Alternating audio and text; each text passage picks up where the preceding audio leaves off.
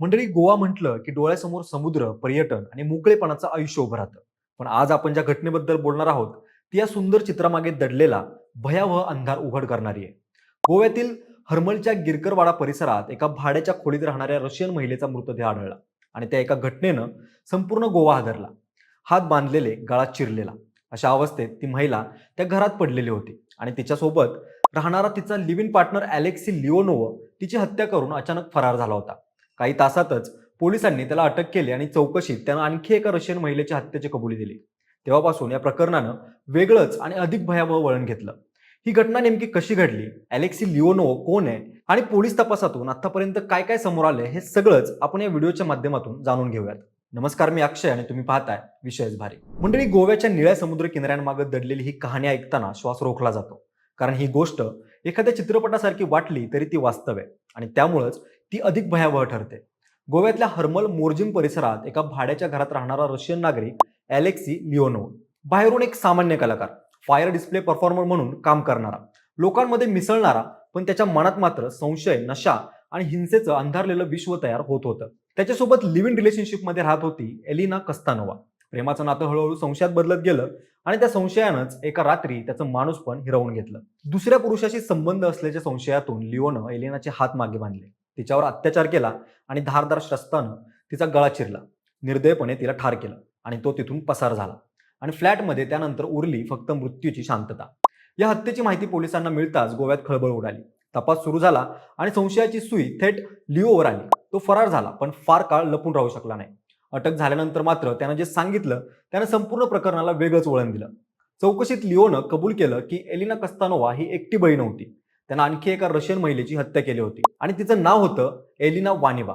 पोलिसांनी शोध घेतला तेव्हा मोर्जिमच्या मधलावाडा परिसरातील भाड्याच्या घरात वानिवाचा मृतदेह सापडला. हत्या होऊन 40 तासांहून अधिक वेळ झाला होता आणि शरीर कुजलेल्या अवस्थेत होतं. ते दृश्य इतकं भीषण होतं की ते पाहून पोलिसांनाही धक्का बसला. विशेष म्हणजे हत्या झालेल्या दोन्ही महिलांचे हात बांधलेले होते.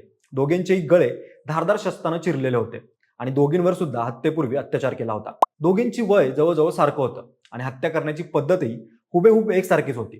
त्यामुळे हा योगायोग नसून नियोजनबद्ध हत्या असल्याचा संशय अधिक गडद होत होता. त्यामुळेच लिओनं हे सर्व संशयातून आणि आर्थिक वादातून केलं की तो सिरियल किलर आहे असा प्रश्न निर्माण झालाय, कारण त्याची हत्या करण्याची पद्धत सारखीच आहे. सोबतच चौकशी दरम्यान लिओ सतत जबाब बदलत राहिला.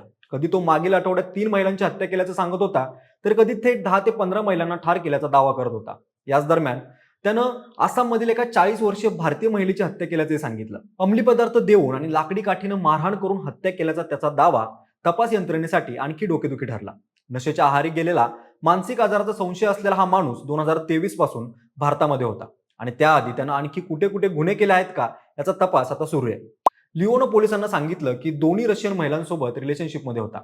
कस्तोनोवाची हत्या संशयातून केली तर वानिवाची हत्या आर्थिक वादातून केली. मात्र त्याचे बदलते जबाब आणि वेगवेगळ्या दाव्यांमुळे सत्य नेमकं काय हे अजूनही धुसर आहे. दोन्ही मृतदेहांचे शवविच्छेदन अद्याप झालेलं नाहीये. रशियन दूतावासाची परवानगी मिळाल्यानंतरच पुढील सत्य उघड होणार आहे आणि प्रत्येक नव्या पुराव्यांसोबत या कहाणीचा अंधार अधिकच गडद होत चाललाय. त्यामुळेच अलेक्सी लिओनोवनं खरंच फक्त या 2 महिलांचीच हत्या केली आहे की भारतात येण्यापूर्वी आणि नंतर तो मृत्यूचा खेळ खेळत होता? त्याच्या बदलत्या कबुल्या मानसिक आजाराचं लक्षण आहे की सत्य लपवण्याचा प्रयत्न? प्रेम, संशय आणि आर्थिक वाद हीच या हत्यांची कारणं होती की त्यामागे एका सिरियल किलरचा थंड डोक्याने रचलेला पॅटर्न दडलेला आहे? शवविच्छेदन आणि फॉरेन्सिक अहवालातून नेमकं काय समोर येणार आणि पोलीस तपास या अंधारलेल्या कहाणीचा शेवट कुठे नेऊन ठेवणार, हे सगळे प्रश्न आज अनुत्तरित आहेत. गोव्यात घडलेली ही घटना आपल्याला एकच धडा देते: बाहेरून दिसणारं प्रेम जेव्हा संशय, नशा आणि हिंसेनं पोखरलं जातं तेव्हा ते नातं तुटत नाही तर रक्तात बुडतं आणि स्वर्गासारख्या भासणाऱ्या जागी मृत्यू किती शांतपणे वावरू शकतो याचं एक भयावह वास्तव आहे. या संपूर्ण घटनेबद्दल तुम्हाला काय वाटतं ते कमेंटच्या माध्यमातून नक्की सांगा आणि आपल्या विशेष भारीच्या YouTube चॅनलला सबस्क्राईब करायला विसरू नका. धन्यवाद.